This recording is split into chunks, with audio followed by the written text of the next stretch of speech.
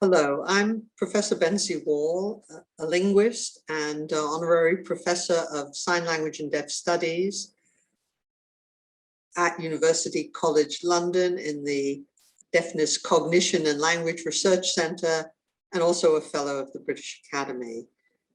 Unlike most linguists, the languages I research are sign languages, and in particular British Sign Language, or BSL for short, the preferred language of tens of thousands of deaf people in the UK.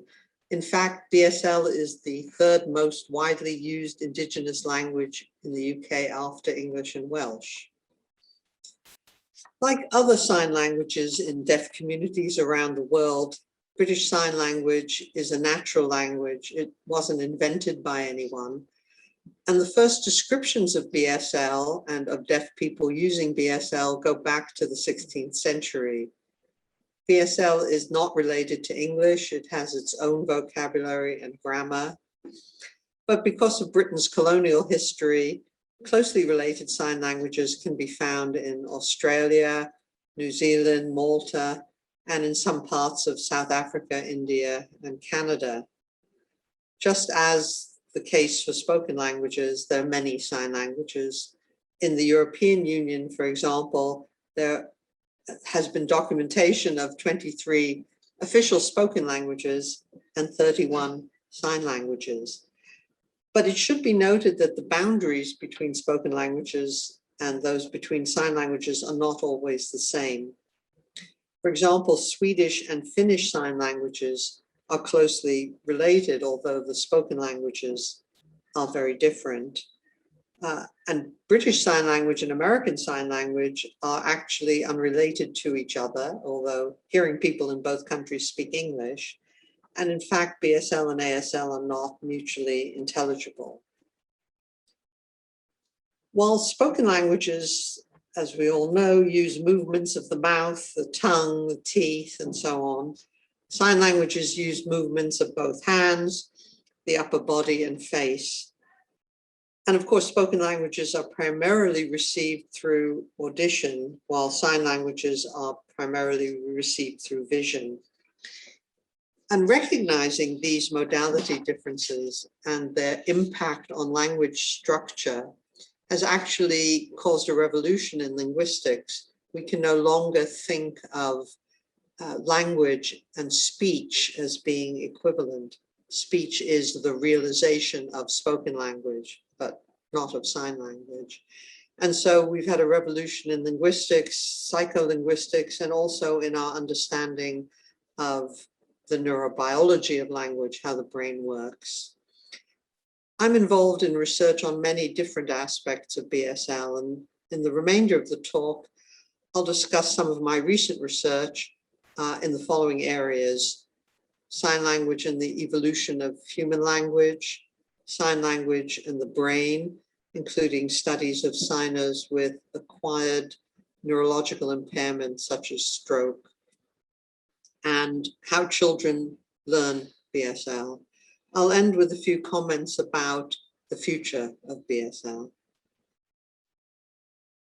Now, some writers have suggested that the earliest human language was sign language, but we can't look at the sign languages that exist today as providing any direct evidence for how human language evolved, because clearly the people who use sign language today are humans with language-ready brains. They're not evolving into something. However, sign languages do give us an important clue, and that's that human communication has probably always been multimodal, combining visual and auditory channels.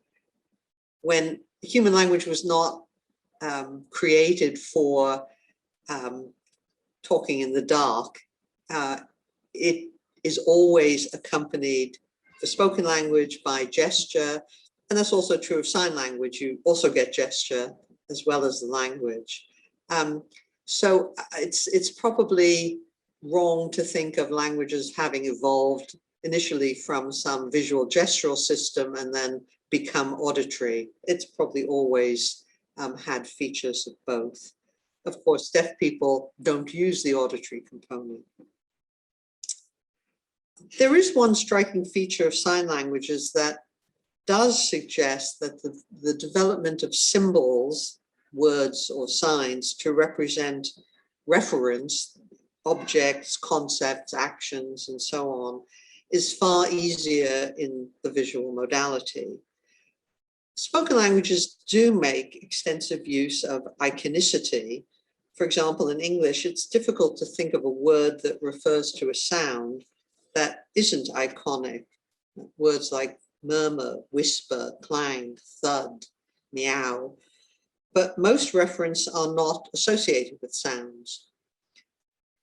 And therefore, spoken language doesn't represent them in any sort of imagistic way. In contrast, humans, of course, primarily perceive the world visually. And it's clear that movements of the hands can be used to represent qualities of a reference, such as its shape or its movement. And thus, it's relatively easy for sign languages to be created. And there are many examples of new sign languages that have come into existence within the last half century. But I think we can't use these differences between sign languages and spoken languages in modern humans as direct evidence for anything about the evolution of human language.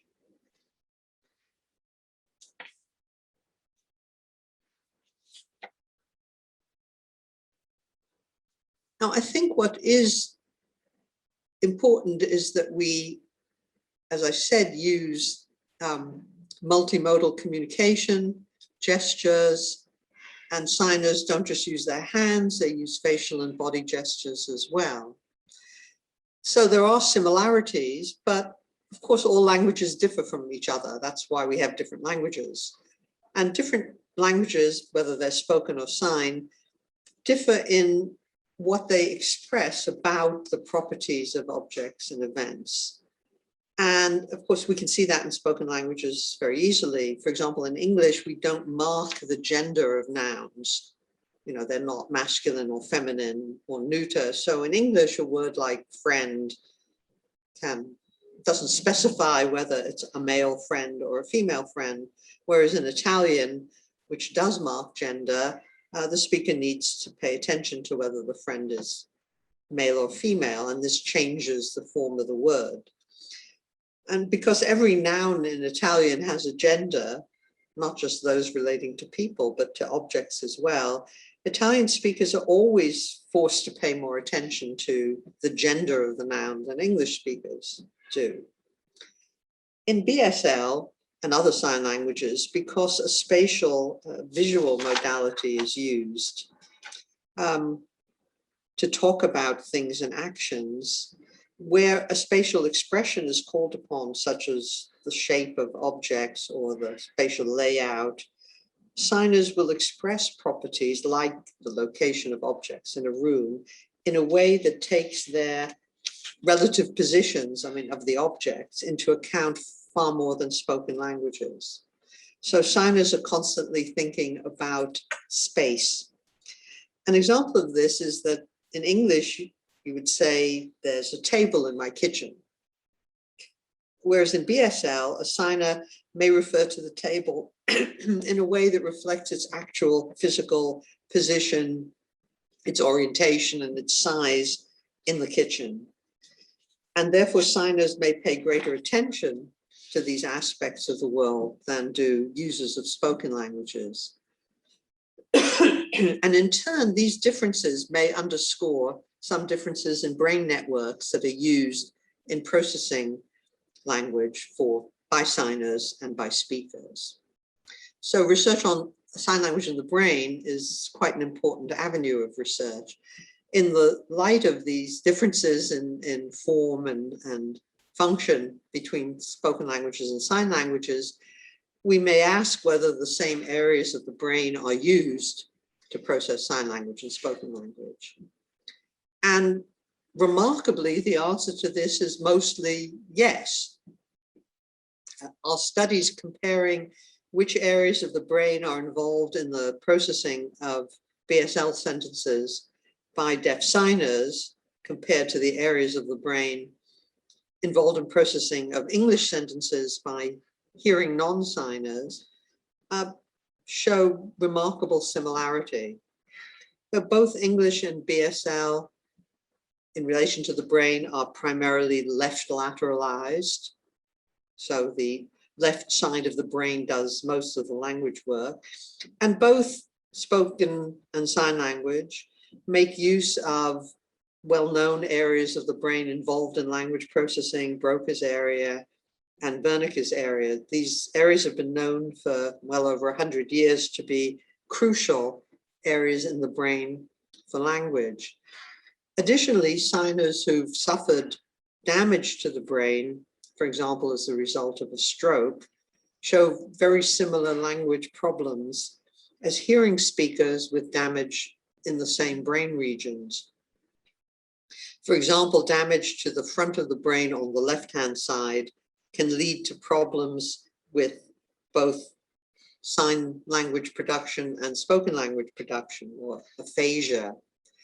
And sometimes this problem is present even though gesture, the ability to gesture, remains unimpaired. And that shows that sign language is linguistic in its underlying form. It's not just gesture. Both BSL signers and English speakers who have right hemisphere strokes show a loss of facial expression and have problems in understanding emotion expressed by other people. And this lack of ability in processing face information often means that questions and negation are not understood in sentences where that meaning is primarily conveyed through intonation, so auditory prosody in spoken languages and visual prosody in sign languages. Although in both cases, language remains intact, so the actual syntactic structure is unaffected. In other neurological conditions that signers have, such as Parkinson's disease, disturbances in movement can result in what's been called micro-signing.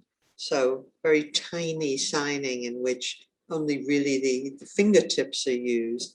And that's comparable to the micrographia or tiny writing that you often see in hearing people with Parkinson's disease. So we've got sign language in the brain. What's the story behind development of sign language? Now, children usually learn their first language through interaction with their family and with others in the environment.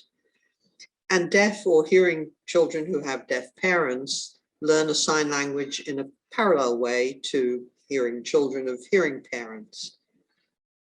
They see the language about them and they learn it.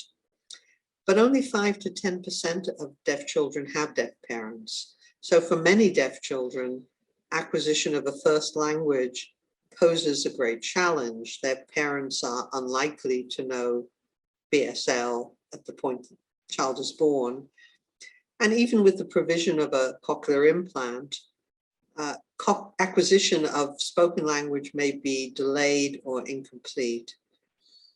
And where English is the only language provided to the child, often in an erroneous belief that bilingualism in BSL and English would be disadvantageous, there are often long-term effects of delayed first language acquisition in terms of efficiency of language processing in the brain and subsequently in educational achievement, including poor literacy and poor exam achievements, despite deaf children having perfectly normal nonverbal intelligence.